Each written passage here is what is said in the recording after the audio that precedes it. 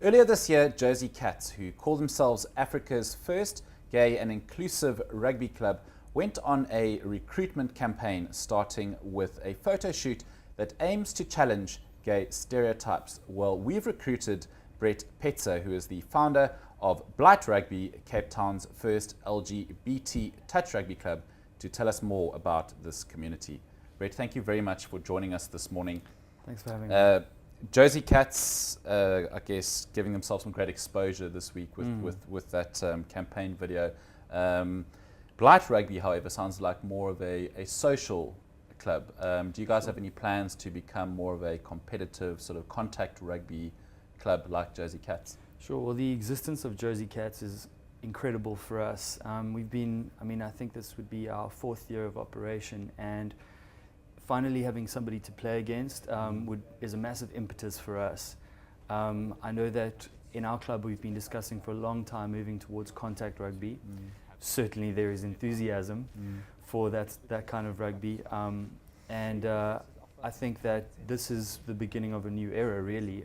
I don't see why in a country like this every major city and some minor ones shouldn't have its own LGBTIAQQ plus rugby club, and I would love to see a league come about in the future the way that I believe existed in the 90s actually. So Brett, why the need then, or why did you feel the need? You started Blight Rugby, I believe, in 2012. The need to start an LGBT rugby club. Why can you not just join a regular rugby club? What was the motive behind it? Well, that's a very good question. I think more than anything else, it was the desire to create a safe space, really to learn, because learning is vulnerable. And I think for a lot of people in the club, rugby at school, which might have been the last time that they would have had an opportunity to begin learning the skills, rugby skills from scratch, was not always a safe space, or a space where they might have understood that they would have had an easier time of it if they left team sports alone. And so, although Cape Town is in every other way, in many other ways, a very accepting city, especially for the profile of our players, the opportunity to make a hell of a mess of learning how to pass and catch inside a community of people who also are not great at the motor skills has been, I think, certainly for me, has been the difference between wishing I could have played rugby and for once actually playing rugby. Is there still, rugby obviously still perceived as quite a macho sport. Is there also, I guess, then a lot of sort of stigma attached to sexual orientation if you were to come out? Well, I think, in this country, we don't have an out rugby player.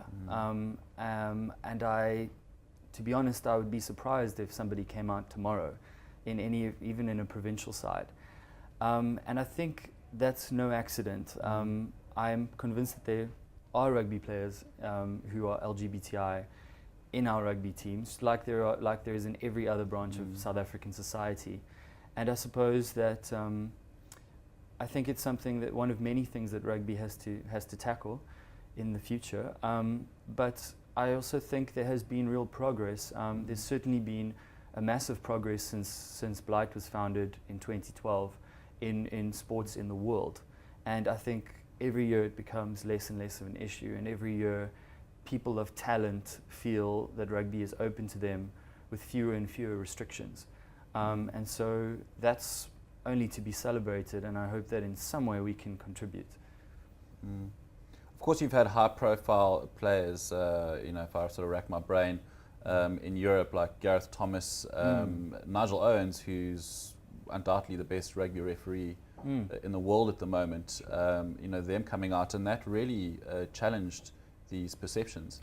Absolutely. I think the frontier has always really been team sports more than individual sports, because going back to Martina Navratilova and more individual sports like tennis or swimming or diving, I think do not enjoy the same loyalty or the same relationship to masculinity and patriotism the way that rugby sometimes stands in for, the most intense feelings of loyalty, certainly in South Africa. And you generally find the members of Blight Rugby, or I guess Josie Cats, really are passionate rugby players, rugby supporters, rugby followers, or is it also just, like you said, a safe space to sort of get together and just a good social space? Well, it really is a mix. On the one hand, going back to 2013, when we had sometimes 45 players each Sunday, it was a great active way to end a Sunday, and quite importantly also, one of the things that the LGBTI community can do together that is active, assertive, but done in daylight, something that's kind of good, clean fun.